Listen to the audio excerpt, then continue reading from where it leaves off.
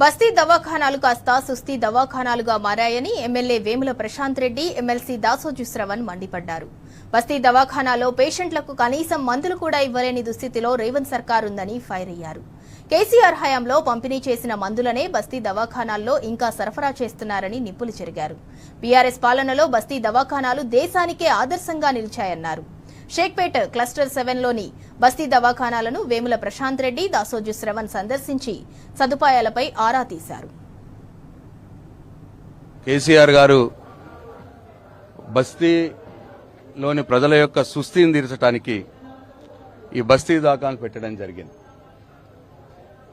కేసీఆర్ గారు ఉన్నప్పుడు, కేటీఆర్ గారు ఉన్నప్పుడు బస్తీ దవాఖానాలు బ్రహ్మాండంగా నడిచినాయి. ఇవాళ కాంగ్రెస్ పార్టీ అధికారంలోకి వచ్చిన ఈ 2 సంవత్సరాల కాలంలో బస్తీ దవాఖానాలకే సుస్థి పట్టింది. ఆ రోజు పేద ప్రజల కోసం వారి యొక్క బస్తీలోనే ఒక ఎంబీబీఎస్ డాక్టర్ని, ఒక స్టాఫ్ నర్స్ని పెట్టి పేద ప్రజలకు మెరుగైన వైద్యం అందించాలి, వాళ్ళకు అన్ని రకాల మందులు కూడా ఫ్రీగా ఇవ్వాలి, టెస్టులన్నీ కూడా ఆ పరీక్షలన్నీ కూడా ఫ్రీగా చేపియాలి అన్న ఉద్దేశంతో 350 బస్తీ దవాఖానాలు హైదరాబాద్లో పెట్టడం జరిగింది. ఇవాళ బస్తీ దవాఖానాల ఈ షేక్పేట్ డివిజన్లో ఇవాళ చూసినాం. పాపం డాక్టర్ గారు బాగానే పనిచేస్తున్నారు, స్టాఫ్ నర్సులు కూడా బాగానే పనిచేస్తున్నారు. కానీ వారికి రావాల్సినటువంటి సదుపాయాలు ప్రభుత్వం నుంచి సరిగా అందట్లేదు. ఇవాళ ఒక వేయింగ్ మిషన్ చూసాం, మన బరువు కొలుచుకునేది. ఆ బయట బరువు కొలుచుకునే వేయింగ్ మిషన్ పనిచేయట్లేదు.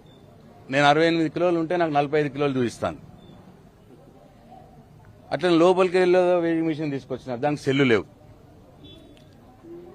అంటే 140 రకాల మందులు సప్లై చేసేది మేము కేసీఆర్ గారు ఉన్నప్పుడు 140 రకాల మందులు సప్లై చేస్తే ఇవాళ మందుల రిజిస్టర్ చూస్తే కేవలం 34 రకాల మందులు మాత్రమే ఇవాళ అవైలబుల్ ఉన్నాయి. బస్తీ దవాఖానాలకు ప్రభుత్వం ఇవ్వాల్సినటువంటి సదుపాయాలు ఇవ్వలేకపోవడం వల్ల 100-150 మంది వచ్చే పేషెంట్లు 30-40 మందికి తగ్గిపోయినారు.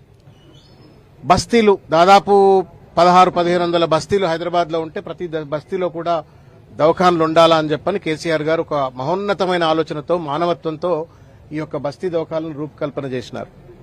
ఎందుకు అంటే పేదవాడికి, మధ్యతరగతి వాడికి విద్య ఖర్చు, వైద్యం ఖర్చు, ఈ రెండే పెద్ద గుదిబండలు. వైద్యం ఖర్చు, విద్య ఖర్చు. అటు విద్యకు అద్భుతమైనటువంటి ఒక ప్రణాళికలు చేసి రెసిడెన్షియల్ వెల్ఫేర్ స్కూల్స్ పెట్టి పేదవాళ్ళని ఆదుకున్నారు. వైద్యం విషయంలో కూడా కార్పొరేట్ హాస్పిటళ్లకు పోకుండా బస్తీలలోనే న్యాయం జరగాల, వాళ్ళకి వైద్యం అందుబాటు, క్వాలిటీ హెల్త్ కేర్ అందుబాటులో ఉండాలా అని చెప్పని కేసీఆర్ గారి ఆలోచనతో ఈ యొక్క బస్తీ దవాఖానాలు రూపొందితే దేశమంతా విస్తుపోయింది. ఇంత పెద్ద హైదరాబాద్ నగరంలో ఇన్ని పెద్ద బస్తీ దవాఖానాలు పెట్టిండ్రు అని చెప్పని the whole country was proud. కానీ దురదృష్టం ఏంటి అంటే రేవంత్ రెడ్డి గారు ముఖ్యమంత్రి అయిన తర్వాత, ఈ కాంగ్రెస్ ప్రభుత్వం అధికారంలోకి వచ్చిన తర్వాత మొత్తం ఆరోగ్య వ్యవస్థ పడకేసింది. మరీ ముఖ్యంగా ఇవాళ హైదరాబాద్ లో ఉన్నటువంటి ఒక బస్తీ దవాఖానాలు సర్వనాశనం అయిపోయింది.